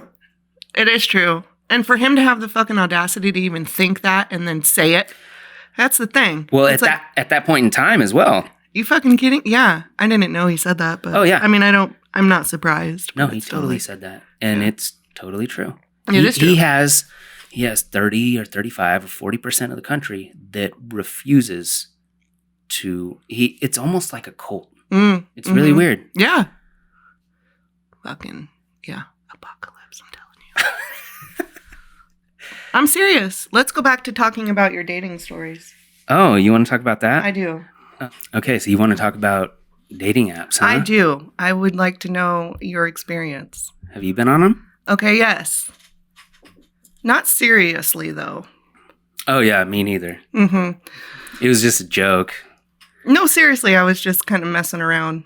And you know what happened to me? You got like 40 dates? No. Well, yeah, I was getting hits, but I was like, so many people that I know. Yeah, that's awkward, right? Yeah. Mm-hmm. Like every single time, I'm like, what the fuck? Like from the Dalles. And I'm like, I live in Portland. Like 4 of them. The last one in particular, that's how we reconnected. Mm. Well, it's good for that reason then. Maybe. Well, that turned out horrible. So. Fuck that. That's why I'm so, like, I've thought about it. Should I mess around with it again? And now I'm like, fuck no, not if that's going to happen again. I've been considering recently getting back on there. I haven't been on since October. Okay. And I had 0 luck. Which app did you use? So everybody always talks about Tinder, but I have found that Tinder doesn't do anything for me. Isn't Tinder the one that's notorious for if you just want to fuck or whatever and move Supposedly. on? Didn't work out that way for me. No? No, I could not get... I don't think I've ever had anyone... No, I haven't. I've never had anyone respond to me on Tinder. So I gave up on that. The main one that I was using is Bumble. Okay, I've heard of that one. Which Bumble is good because it allows... So it functions the same way as Tinder. Like you post a profile and you swipe. But with Bumble, the male is not allowed to message the female. The female has to message first. Oh, really? So it puts all the responsibility on you. That's weird. It's good because historically, dudes have to chase girls, right? And so, yeah, right. Mm-hmm. And so on Bumble, you're swiping and you're saying I like you, but then they get to go through and they swipe and they see that you match, and then they get to decide, oh, this guy's a turd, or this guy's awesome. I want to message him. And so years ago in 2017, I got on and I was doing that, and I had 4 dates with 2 different girls. And one of them I actually hung out with, like watched a movie with her and all this kind of stuff. And that is so weird to me. Nothing really came of it. I liked her for like the first date. And then after that, I found some things that I wasn't into. And so I stopped talking to her. But then I went on this date with this other girl, and she was super cool. She was really cute. Mm-hmm. She was successful. She worked for Nike Bike Town, the orange bikes that were downtown. Yeah. She worked for them. She was somehow involved with, I don't know, some managerial thing or something, but she was super cool. And I met her at a bar somewhere in Southeast. I can't remember what it's called, but we went out, and in my profile, like that's a crazy thing about those dating apps is I've rewritten my profile so many times, of course, to try to figure out what it is that someone is looking for, and I've well, that's where you failed. By rewriting it? Yeah, by trying to figure out what someone else is looking for. It's not about what they're looking for; it's about what you're looking for. That's true, but that's the difficult thing, is that you're trying to portray yourself for who you are, but you're also trying to receive attention. Mm-hmm. And so this girl, she didn't want to text. She didn't want to like get to know each other beforehand, which I thought was a horrible idea. Mm-hmm. Like, I'm not going to be able to meet somebody and get them to like me without talking to them first. She just wanted to meet in person instantly. And so I went and met her. And like I said, she was super cute. She was super awesome, very successful. But I had written in my profile that I don't know if I said kids or a kid or whatever, but I wasn't real clear on it. And so I went and met her, and we're having this conversation. We're getting drinks. Everything's cool. We talked for like 2 hours at this bar in Southeast. And then she asked me about my kid or kids. And I'm like, yeah, I have 3 of them. And I could see everything change. She totally lost interest after that. And I picked up on it, obviously, because I'm not an idiot. And we talked for another 20 minutes after that, and we went to leave, and she had ridden a bike there because that's what type of person she was. She's somebody who rides her bike everywhere. And as she's leaving, she says goodbye to me, and very definitively she says, I wish you luck in your future, or something like it was very clear that she didn't want to see me again. And Aww. I think I gave her a hug. I can't remember, but then I left. And for days after that, I was like, man, maybe I should text her again. Mm-hmm. That's what goes on inside my head, is that maybe I should keep trying. And I didn't, but that was the end of that. And that was honestly the last time that I made anything happen. It's so difficult. I've had conversations with people, women in particular, who are on these apps, and maybe this isn't the case for all dudes, but for a 36-year-old man with 3 kids looking the way I do, when you put yourself out there for somebody, it's so... I'll swipe right on 100 people and get a response from like 1 or 2. And For real? Oh yeah. And I've had conversations with women, and they're like, yeah, I only swiped right on 15 guys, and they were all matches. And I'm like, that is not my experience. I don't understand any of that. It is much easier for a lady to find a date on a dating app than yeah. Well, for sure. Yeah. Mm-hmm. Do the fuck anything. Especially if they're hard up. Sorry, there's a lot of men out there that don't have any fucking standards. I'm glad we got into this. And they actually use the app just so that they can get it in or use the woman for a purpose, which is to serve them somehow, whether it be... Okay, but that's okay if that's what both parties are looking for. Right. Oftentimes it's not. There's a lot of predators out there. This is true. But there are a lot of people who are just looking to hook up. There are a lot of people who are actually looking for love. There are a lot of people just looking for friends. Mm-hmm. But for women, I feel like it's much easier for them to really pick and choose who they want to go out with. Yeah. And I'm sure it works for somebody, but that shit does not work for me. Yeah. At all. And so I don't know what else to do other than like going to a grocery store and like hitting on somebody at the grocery store. But that's the thing, is like, we are expected to initiate and make things happen. I'm not going to go anywhere and get hit on by a girl. That's not true. That is not going to happen. That's not true. You're going to the wrong places. I'll take you some places. Should I go to a different grocery store? Yeah. Should I go to Winco instead? Remember our midnight Winco trips? Oh, yeah. Those are fun. I go to Winco every fucking week. Okay. Of course, I mean, you're not going to find like quality, you know what I mean? Girls, but they'll do it. I mean, I go to the Winco off like 80. I know, it's off Powell. So way down there in the ghetto. Right. And the ladies are into you down there, huh? Yeah, man. Absolutely. Yeah, man. Yeah.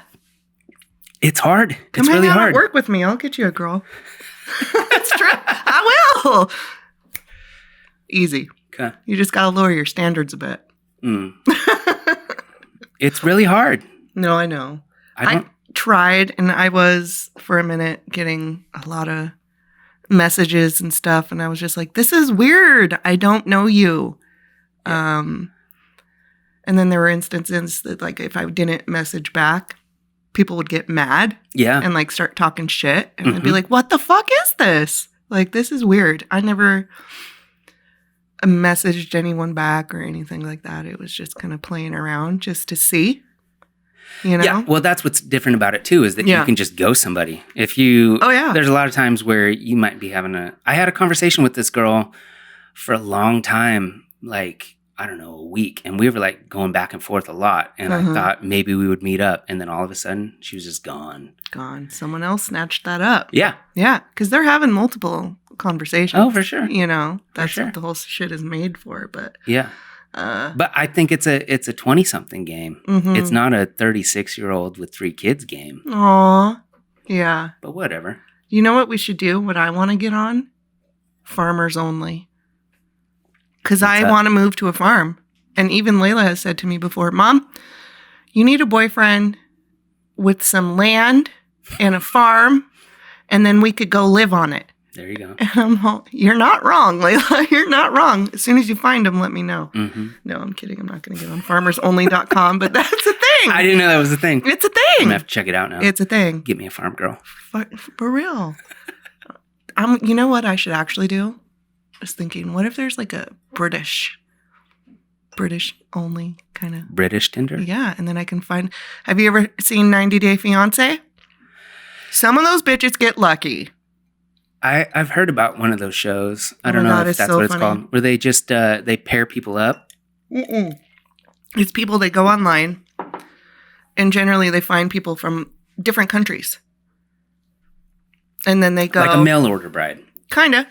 There's dudes that meet girls from Russia, Asia. There's women that meet dudes from London. And, they start this whole relationship. And then they go meet these people, in different countries. Mm-hmm. And it's a shit show reality show. And I love it. But it's true. It works for some people. Mm-hmm. I have a friend. It works for her. Now she's married and built her house and has a baby. Mm-hmm. Worked. There you go. I just personally am like, I have the worst luck with this shit. I can't take it seriously enough. Yeah. Maybe that's why. Well, I think there are a lot of people who can't take it seriously.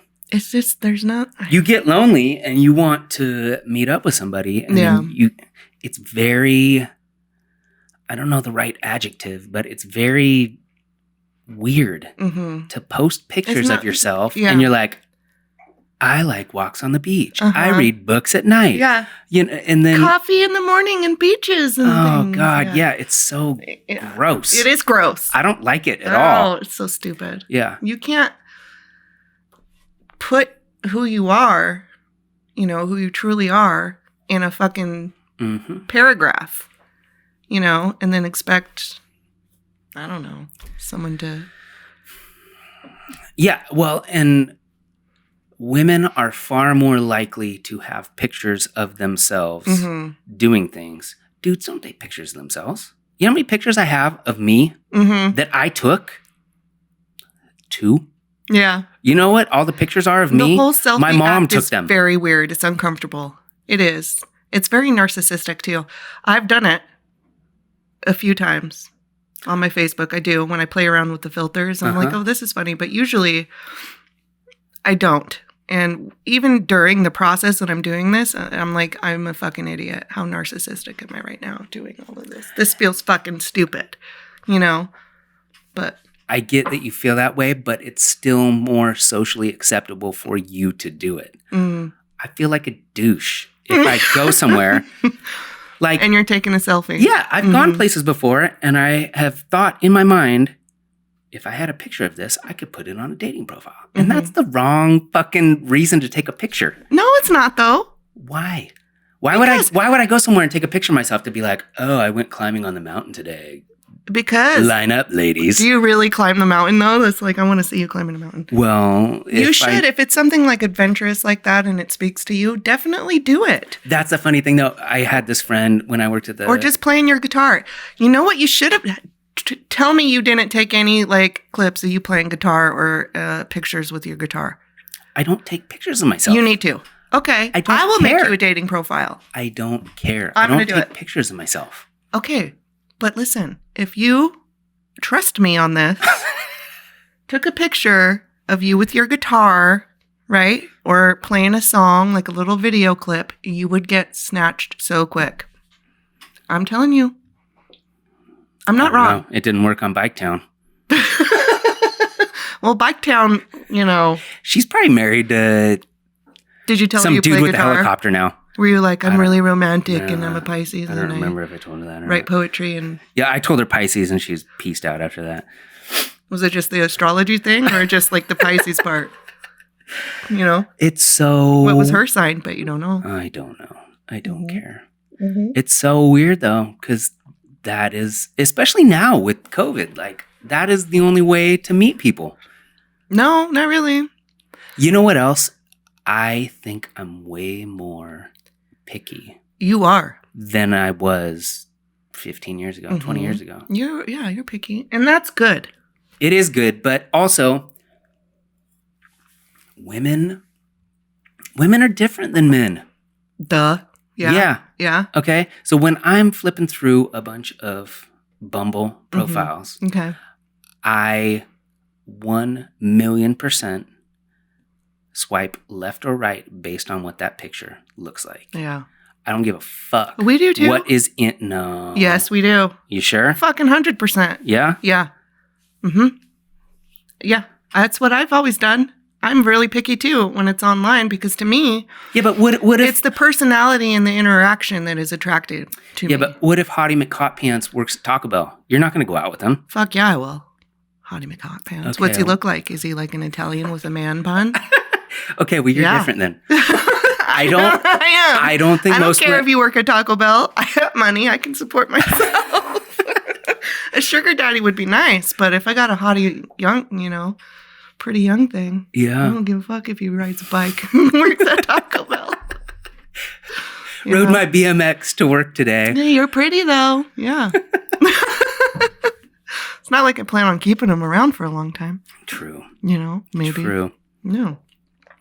It's weird. It's weird trying to figure that out after spending so much time with anyone. Yeah. Then you're trying to replace that person. Yeah. And you can't help but compare them. It's so weird. It is weird. And it's actually really sad. Yeah? Mm-hmm. In what way? Because it's like you think that,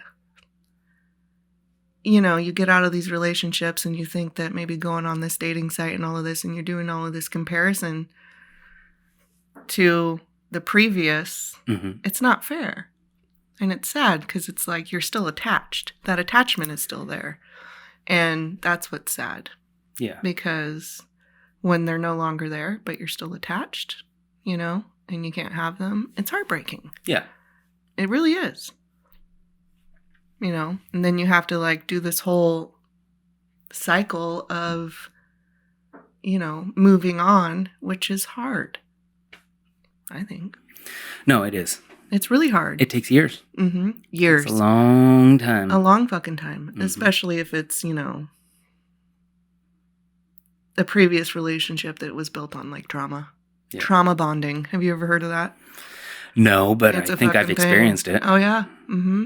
Yeah, the relationship is just built on trauma that both of you have, and it's just a repetitive cycle of toxicity. And then you get it's like a drug. You're addicted to the crazy. It's a good drug. The fucking best. The only one I haven't been able to quit. It's true. I don't fucking know why, but for me, that has been the hardest thing. So you just got to find another crazy person. I know. But that's the thing. I don't want a fucking crazy person. Do you? Like we talked about, we're addicted to the crazy. I don't think I do, but I think I do. Plain is boring. Nobody wants, No, you want excitement. Yeah, I want excitement. Yeah. And it's so fucked up. But at least we can recognize it. Do you have a vision of the perfect dream woman in your mind? Yeah. Yeah. Is she crazy? She's exciting. In what way? She isn't afraid to talk shit to me. And she's not afraid funny. To call you out on your bullshit. Not afraid to call me out. Okay. She's funny. I'm not attracted to girls who are just plain. They got to have something. I don't need them to have a hobby or something, but they need quirky. They're just like a quirk or an edge. Yeah, they're just unpredictable. Yeah. Ooh. Yeah. That's crazy. It can be crazy. Yeah. Yeah. Okay. We're going to work this out. Are you trying to hook me up with one of your friends or something? Maybe. I'm always trying. I tried to the last time I told you to come out, remember, 2 years ago or something, and you bailed. I remember. You still need to come out with me, though. Yeah. Yeah. Just for fun. Come to my little local watering hole. Yeah. Dream on? No. No. Fuck that. Never again. You know what I really want to do? I want to go to a strip club. Okay. And meet a stripper. and get her to come back here and talk to me. That sounds so creepy. Like, that sounded really creepy. It's not supposed to be creepy. Stripper and get her to come No. talk to me. I want a stripper to come here and talk to me to tell me about being a stripper. Okay. Is that creepy? No, it's just the way that you said it initially. Okay. It could be creepy. Redo all that. I mean, don't you think? Do you know any strippers? I know a couple. Yeah. Okay. I think about what it's like being a stripper. Yeah, I think that's got to be such a fucking crazy job. Yeah, I think the consensus is, depending on who the woman is, but I think the consensus is that it is what it is, and they're in there to make their money, and then they dip, and that's it. Yeah, but they got to go through a lot of shit. Oh, that's got to be awful. I think actually, the last strip club I went to, I actually and this is going to sound stupid, looked at one in the eyes while she was dancing, and there was just a vacant, I'm not in my body right now. I'm just doing what I need to do. Yeah. Kind of thing. And I was like, wow, I should probably not be here anymore. Because now I feel like I'm objectifying this woman, even though I could tell that she did not want to be doing what she was doing. Yeah. She just... No, it's one of those jobs where you just do it because you're making money. Yeah. And they can make a lot of money for sure. So much fucking money. Yeah. I mean... Oh, man, that's got to be 10% of the people you meet are decent individuals, and they're just there to have a good time or whatever. But there's got to be some fucking creeps. Especially nowadays, and especially in this city. Yeah. And I don't think, how unsafe. The ones right up the street from my house been shut up. Yeah. I don't even know how many times. I'd be like, I don't care. The money's not worth it. I'm not doing this. No. This is not a healthy work environment. No. Where's HR at? I don't like this. HR, right? I want to file a grievance, please. Yeah. Yeah, some shit. Yeah, the things people got to do to make money. Trust me, if I had what's the word? I don't know. Wherewithal back in the day. Mm-hmm. To do that, I'd have done it. Mm-hmm. Fuck yeah, make some money. Hell yeah. But, I'm shy and could never do that. It's a crazy job. Not for more than 3 people at least. I'm kidding. It's a crazy job. Yeah. Get naked in front of a bunch of dudes who are drunk and being weird. Yeah. So weird. But no, you should maybe... Let's go... Okay, we need to go to a strip club. Find one, and then get her to come back here and talk to you about it. And then you could write a book. Is that the next step? Could be. Yeah. Yeah. Stripper write a book diaries. Write a book on how to fail at Bumble. That too. Maybe you should try something else. Farmers only? Fuck yeah. Try. I heard that there is an app for famous people to date. Famous people? What do you mean? Instagram? No. A dating app for famous people. So they're I'm Leonardo DiCaprio. Yeah, exactly. Like Robert Downey Jr. I'm James Franco. Right? Isn't that weird? Where do I sign up for this app is what I want to know. I don't think you can get on unless you're famous. You have to get verified. Oh, that is fucking bullshit. Isn't that weird? I don't believe this is true. This is not true. I heard about it. Could you imagine, though, if it was famous people and average people? I'd be like, James Franco's wife? Hey! No, I didn't like your last movie. Yeah, that movie sucked. That would be funny. Oh, my God. Yeah. There's got to be a different way. Because there's a lot of people who want to get matched up. Yeah. Do you? Yeah, for sure. Really? 100%? Why wouldn't I? I don't know. Because I just like being lonely? Stop! This got real serious all of a sudden. So serious! No, of course I want to be with somebody. Well, some people are just not ready, but you're ready. Yeah. Okay. We'll make it happen. Yeah? I think I know someone. I might know someone. Well, if I know them, then it's probably not going to work. I'll keep you informed. You know everybody I know, though. That's the thing. Yeah, pretty much. We all know the same people. It's true. But, I don't know. I think I'm ready to be single, for a good, and I think I want to give myself this actually, like a good year. Why does that matter? Because I have some shit to learn. Okay. You know, to really get introspective and do some healing. Okay. That I think is necessary. Okay. Because I think that's been avoided before. Because I've always, you know, gone from one to the next, to the next, to the next, to the next. And it's kind of something I want to stop, you know, and get okay with just being Leighanne. Yeah. And being alone. And Leighanne doesn't have a boyfriend right now, and that's okay. You know, instead of always having some fucked up something. Shit, right? Well, the benefit of not having someone too is that you can fart, and it's not, you know, you can fart as loud as you want. You could do that right now if you want. I'm cool with it. I would. I did. For you. You didn't hear it, but I did. No, the thing about being alone is like, I mean, there's a lot of nights where I just go to bed and I'm like on my side of the bed. Yes. And I'm just like, fuck.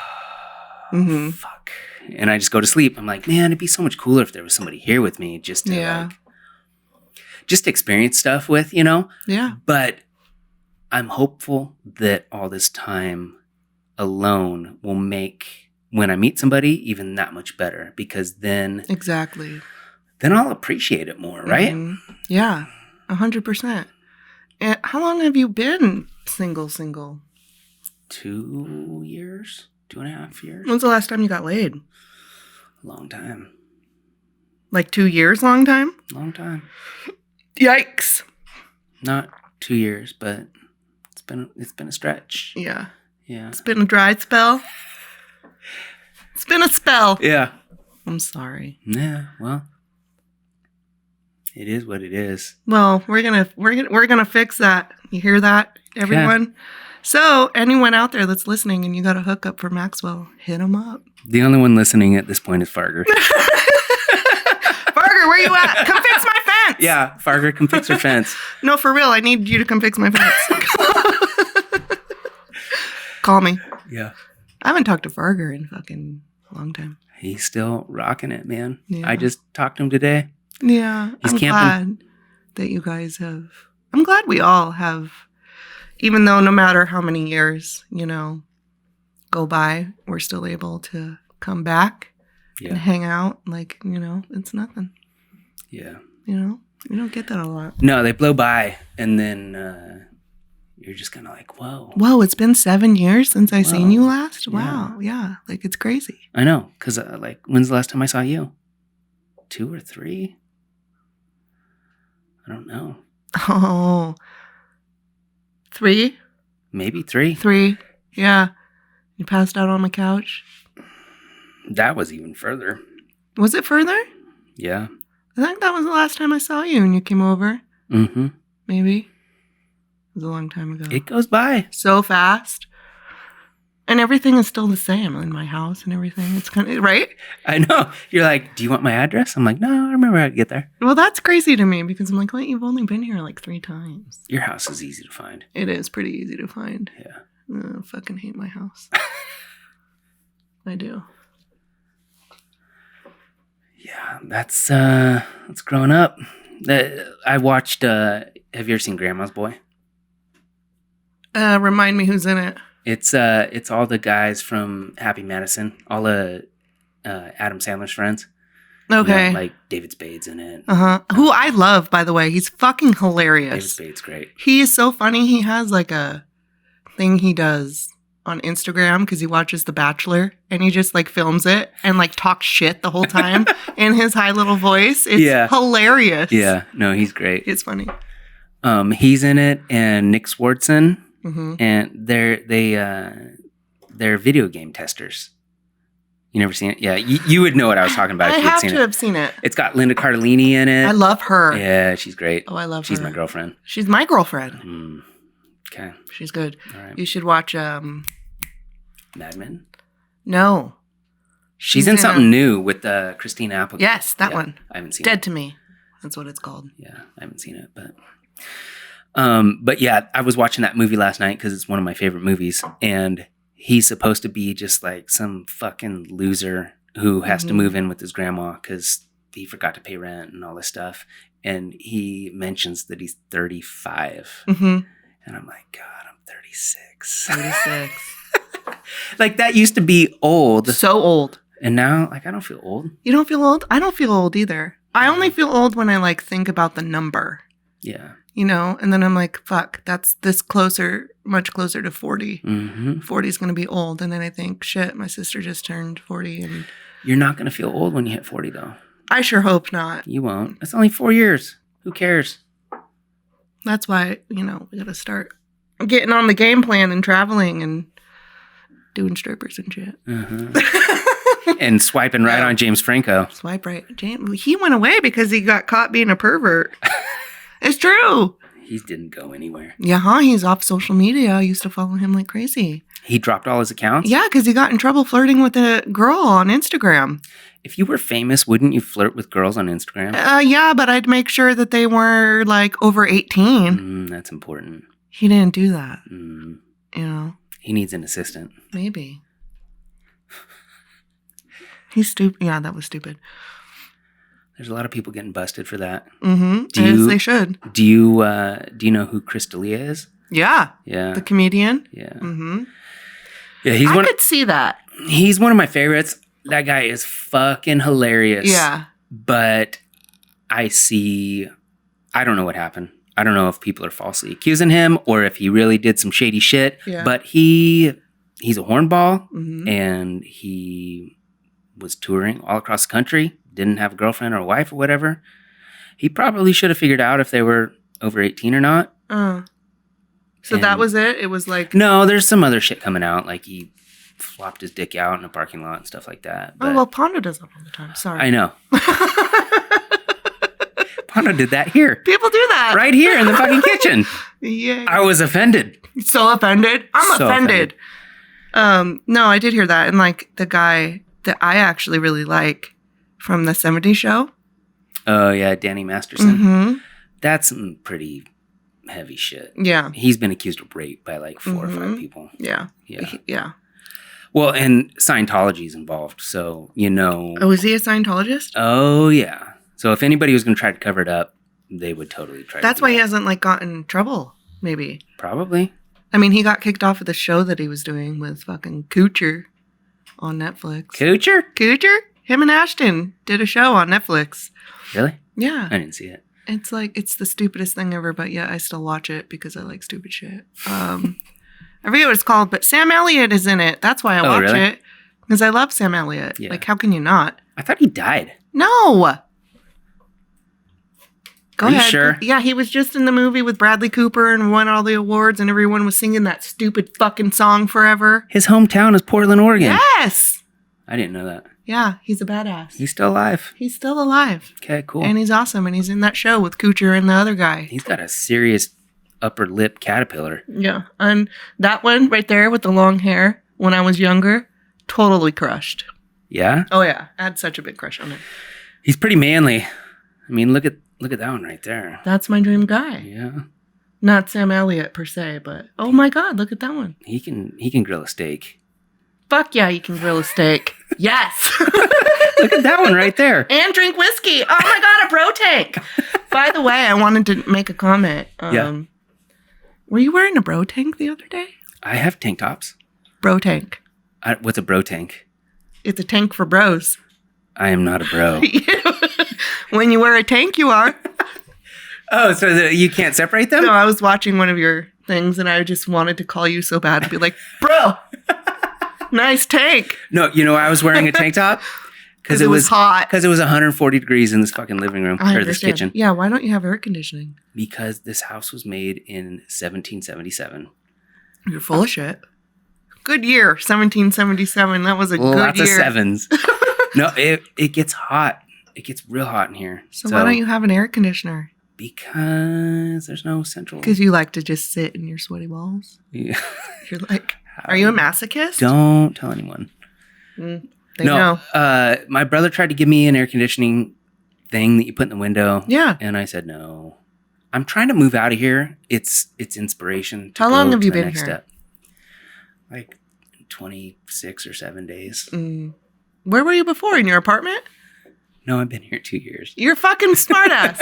I was going to say, it's been 2 years and you haven't gotten an air conditioner. It's motivation. No, it's... So for 2 summers, you've been sitting in this place sweating your balls off. It only gets bad a few days of the year. You don't even have a fan. I have a fan. I just can't turn it on right now because it's loud as fuck. And if you need someone to fix your fence, you call Cody J. Fargog. Yes. Please come fix my fence. It's fucked up. He will. He's a good guy. I don't know. He hasn't talked to me forever. Okay, let's get this off because this is like 7 of my stepdads right now. Whoa. What is that about? There he is with Lady Gaga. Yeah, remember when he did that movie with Bradley Cooper and everyone was singing that fucking stupid song? Tell me something, girl. You haven't heard that? Have you lived under a rock? Is it called A Star Is Born? Yeah. I don't think I remember it happening, but I don't think I watched it. I saw them perform together at the Grammys or whatever, and then his wife divorced him like 3 weeks later. Because he fucked Lady Gaga. Probably. Lady Gaga! Can you imagine being an A-list, a B-list, C-list? Who cares? You're an actor in Hollywood, and you have to do these movies with insanely hot actresses and actors, and you got to make out with them and like pretend you're fucking and stuff, and then go home to your spouse, and then not pull a Brad Pitt and like be a douche and leave your wife for Angelina Jolie. No, I don't know. That was a douche move. Well, who would you rather do, Angelina or Jennifer Aniston? Jennifer Aniston looks like she eats 2 pieces of broccoli a day. So does Angelina Jolie. She just has a prettier face. Yes, she does. Well, now, back then, Angelina Jolie, you could take her to Dream On and do shots with her. That's Jennifer true. Aniston That's true. was doing yoga in the living room. No, but we could smoke fasting. a joint with fucking Jennifer Aniston. No, I would. Really? Jennifer Aniston, she might be cooler than I think. She's way cooler than you think. Also, she married fucking Justin Theroux, who's a babe. Yeah, but they also got divorced. Yeah, that sucks. So something didn't work out. Poor Jennifer Aniston. So did Brandon and Angelina, though. Well, you know what? Plot twist. Plot twist. Where's David Schwimmer? Oh, my God. Wouldn't that be crazy if they got together and be like, awesome. Oh, my God. Friends. Ross and Rachel. Season 9. Yay. It worked out. That will never happen. She's way too cool for him. He's cool. He's not that cool. You don't think so? Like in the show or in real life? Either. No. Okay. Whole Friends cast. Who would you rather do? Joey. That's a good one. I did like him. I think mine would be probably Chandler. Yeah? What? Mm-hmm. I don't know.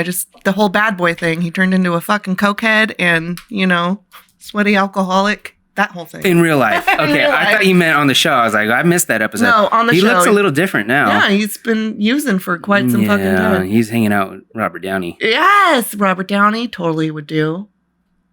Who's that guy? Stop.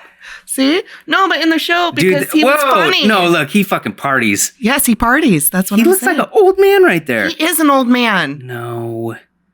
This is his coke days. He was doing hella coke on the show. This is what he did. Babe. Yeah. Okay. What a babe, right? Let's remember this. I know. Chandler. That's what I'm saying. That's who I'd rather do. And he was funny. I never watched the show. You should. It's on Netflix, and I sat down one night and I was like, you know what? I've never watched Friends. I'm gonna power through these, okay? I made it through half of the first episode and I was like, nope. What? Fuck this. You have to power through it. It's good. It's hilarious. Trust me. So, you liked The Office. I think you were the one that turned me on The Office. So Layla started watching it last year. She had her whole summer. She just binged The Office, the whole series.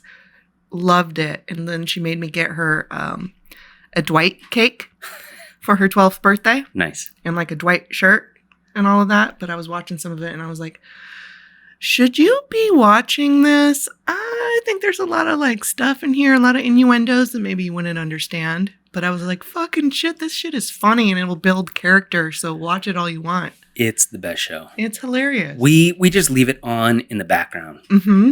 Yeah. Yeah, she had her ringtone. Uh-huh. When you called her, it was the Dunder Mifflin theme song and everything. She went crazy with it. Nice. Yeah, I got my kid a Dwight Schrute cake for her 12th birthday. It was hilarious. Yeah, my kids love it too. Mm-hmm. It's a good show.